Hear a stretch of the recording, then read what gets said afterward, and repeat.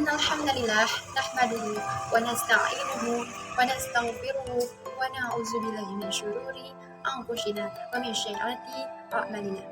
May yahdihillahu fala mudilla lahu wa may yudlil fala hadiya lahu. Asyhadu an la ilaha illallah wahdahu la syarika lahu wa asyhadu anna Muhammadan abduhu wa rasuluh. Amma ba'du. Baik, di sini saya akan membahas soal dan jawaban hasil ujian tengah semester pada mata kuliah Kimia Pangan. Berikut penjelasannya.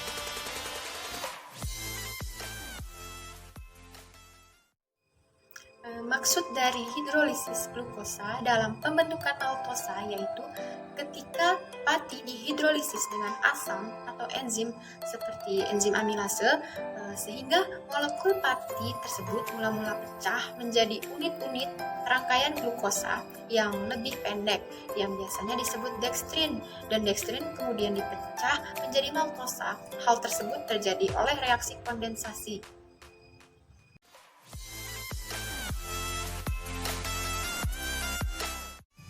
Ya, makanan yang didahulukan kepada orang yang baru sadar dari pingsan yaitu air madu. Mengapa begitu? Sebab air madu termasuk ke dalam jenis gula monosakarida, yaitu fruktosa, di mana fruktosa ini tergolong ke dalam jenis karbohidrat yang sederhana, sehingga air madu atau madu tersebut mudah dicerna tubuh. Oleh karena itu, air madu atau madu tersebut dapat mengembalikan energi dengan cepat.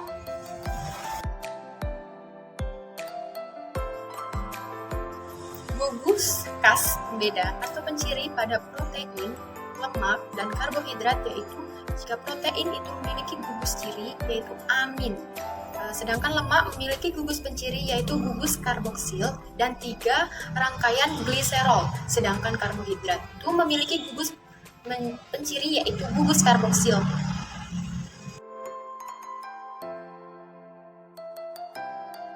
Berikut peranan air dalam proses pengolahan pangan yaitu yang pertama, good cooking medium, yang kedua, mempengaruhi umur simpan, yang ketiga, sebagai media pertumbuhan mikroba, yang keempat, sebagai media penghantar panas, yang kelima, mempengaruhi organoleptik, yang keenam, media interaksi gizi dalam pangan, yang ketujuh, media reaksi kimia dan biokimia.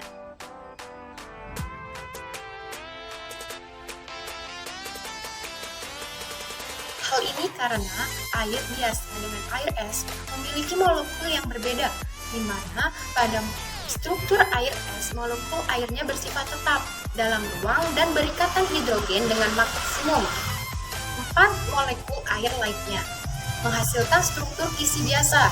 Sedangkan pada air biasa, yaitu menggunakan suhu ruang, molekul air membentuk ikatan 3,4 molekul air lainnya, sebab molekul air bergerak secara kesinambungan dalam keadaan cair, di mana ikatan hidrogen ini diuraikan dalam dan dibentuk cepat dan terus-menerus.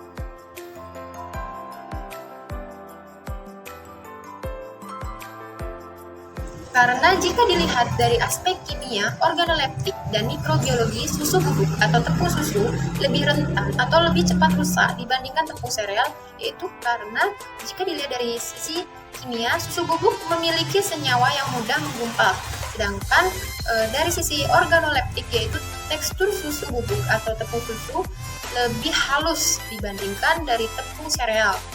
Jika dilihat dari mikrobiologi, yaitu susu bubuk atau tepung susu rentan terhadap mikroorganisme patogen jika kadar airnya tinggi.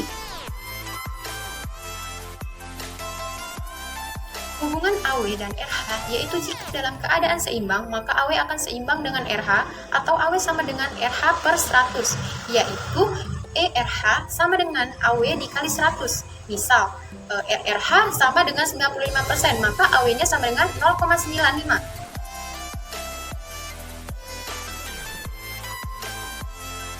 Karakteristik fisika dan kimia pada protein. Sifat fisika protein yang pertama, senyawa makromolekul dengan berat molekul yang besar. Yang kedua, jika protein berdenaturasi berarti telah diberi perlakuan pengocokan. Yang ketiga, akan terkoagulasi apabila diberi perlakuan pemanasan. Sifat kimia protein yaitu yang pertama, protein dapat bermuatan negatif, positif, dan keduanya pada lingkungan pH tertentu. Yang kedua, sangat reaktif karena memiliki sifat mengikat ion, mengikat air, dan pom. Tiga, protein akan terkoagulasi apabila pH-nya terlalu asam atau basa. Hal tersebut terjadi karena protein terkoagulasi yang disebabkan oleh pH yang terlalu asam atau basa pada kondisi di mana muatan positif dan negatif protein sama banyaknya. Maka protein dinyatakan mencapai titik isoelektrik di mana pada titik ini protein memiliki kelarutan yang minimum sehingga bahan pangan cair berprotein atau susu mengalami penggumpalan. Inilah yang menyebabkan air susu dapat dipadatkan menjadi keju dan sari kedelai dapat dipadatkan menjadi tahu.